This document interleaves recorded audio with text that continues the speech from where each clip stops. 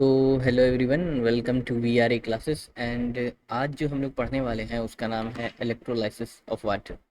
And इस section में ये जो इलेक्ट्रोलाइसिस ऑफ वाटर है ये डीकम्पोजिशन रिएक्शन का एक एग्जांपल है। तो आइए चलते हैं स्क्रीन पे और इसको समझते हैं। तो हम लोग स्क्रीन पर आ चुके हैं और हमारा जो टॉपिक है उसका नाम है इलेक्ट्रोलाइसिस ऑफ वाटर। देखिए, इलेक्ट्रोलाइसिस ऑफ वाटर जो होता है में होता क्या है कि हम लोग वाटर को एक कंटेनर में रखकर उसमें इलेक्ट्रिसिटी पास करते हैं।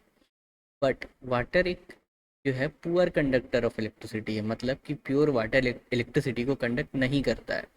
तो इसके लिए हम लोग क्या करेंगे कि उसमें डाइल्यूट सल्फ्यूरिक एसिड को ऐड किया जाता है, जिससे क्या होता है कि वाटर जो है वो कंडक्टिव वे में बिहेव करने लगता है।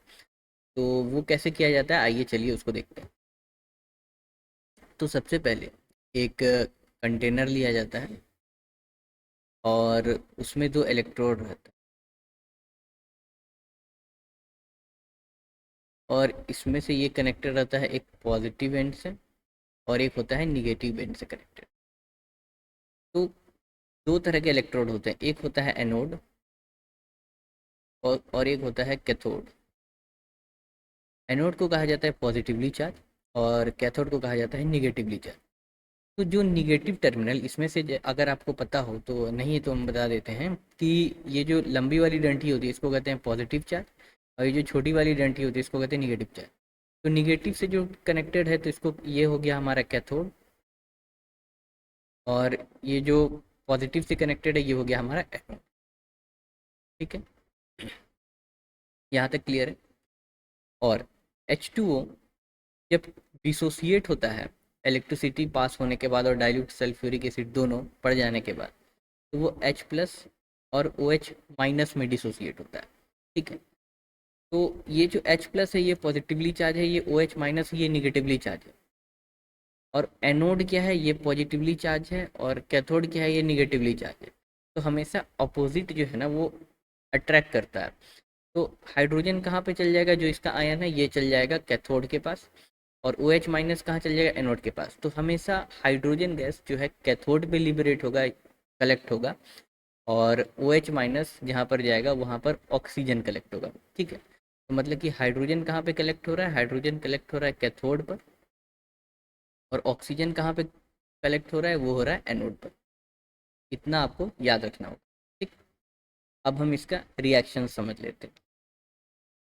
तो उसका वो देख लेते हैं रिएक्शन। H2O से जो हम लोग कलेक्ट करते हैं जब, तो उसको उसका रिएक्शन होता है हाइड्रोजन प्लस ऑक्सीजन। यहाँ पर दो ऑक्सीजन है, यहाँ पर एक है, तो इसको यहाँ पर मल्टीप्लाई करेंगे दो से, और इसको भी दो से करेंगे, तो अब मेरा ये बैलेंस हो गया। तो हम लोग यहाँ पर देख पा रहे हैं कि टू मॉलिक्यूल्स ऑफ वाटर से हम लोग को two molecules of hydrogen gas मिल रहा है और one molecule of oxygen gas मिल रहा है। तो मतलब कि यहाँ पर जो हाइड्रोजन गैस कलेक्ट हो रहा है वो ऑक्सीजन गैस का डबल कलेक्ट हो रहा है। तो ये चीज़ एग्जाम में आता है, amount of volume collected of hydrogen or oxygen which will be more. From this reaction we can clearly say that the amount of volume collected in electrolysis of water is double than oxygen. ठीक है, तो इस ये reaction को आप लोग जो है वो एग्जाम में कोट कर सकते हैं। और जो इसका कैथोड एनोड का रिएक्शन होता है वो भी हम लोग देख लेते हैं। तो एनोड पे हम लोग रिएक्शन देख लेते हैं। एट एनोड, एट एनोड पे क्या हो रहा था कि ऑक्सीजन गैस लिबरेट हो रहा था। तो वाटर, ऑक्सीजन गैस लिबरेट हुआ, इलेक्ट्रॉन एनोड में जाकर के अटैच हुआ, प्लस हाइड्रोजन आयन लिबरेट हुआ।